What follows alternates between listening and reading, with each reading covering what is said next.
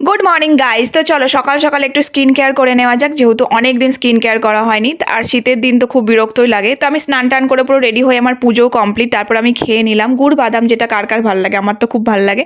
তো লাঞ্চ করে নিয়ে ফটাফট এখন শীতের দিনে দুপুরবেলা রোদের মধ্যে বসে থাকতে তো ভীষণই ভালো লাগে।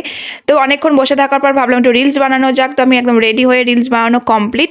তো এইদিকে দেখো মারা ইতি পুজো উপলক্ষে সব রকম নাড়ু বানাচ্ছে, যেরকম মুড়ির নাড়ু, মুরগির নাড়ু, চাল ভাজার নাড়ু, চিড়ের নাড়ু, 5 রকম ভাজা দিয়ে একটা নাড়ু। তো অনেক রকমের নাড়ু বানাচ্ছে আর অনেক টাইম লাগবে। তো আমি ভাবলাম চলো একটু হেল্প করেই দেওয়া যাক। আর আমার এই নাড়ুগুলো বানাতে কিন্তু বেশ ভালো লাগে আর খেতেও ভালো লাগে। তো এখানে সব রকম নাড়ু তো ভাজা কমপ্লিট। এখন চলো আপাতত আমার কিছু কাজ রয়েছে, সেগুলো করে নেওয়া যাক। আর এইদিকে দেখো বাবা ইতু পুজো উপলক্ষে সর্ষের ফুল নিয়ে এসে, যেটা লাগে। তো বাড়ির যত জামা কাপড় সব গুছিয়ে নেওয়ার পর এদিকে দেখি মা আর বৌদির এখনও নাড়ু ভাজা মানে বানানো কমপ্লিট হয়নি। তো আমরা সন্ধ্যেবেলা সবাই মিলে একটু রেডি হয়ে নিয়েছিলাম, একটু বইমেলা যাবো সেই জন্য। তো চলো আপাতত আমরা বইমেলা এসে পৌঁছেও গেছি। আর বইমেলায় এসে দেখি কিন্তু ভীষণ ভিড়, যেহেতু 1 সপ্তাহের মেলা থাকে তো সেই জন্য ভিড়টা হওয়াটা স্বাভাবিক। তো আমরা মেলায় গিয়েছিলাম, আমি, দিদি, রুহি, মা আর ভাই পরে এসেছিল। তো চলো আপাতত বই দেখা যাক। আর অনেক বই দেখে না আমি ঠিক বুঝতে পারছিলাম না যে কোন বইটা নেব। আর এখানে রুহি শুরু হয়ে গেছে বদমাইশি।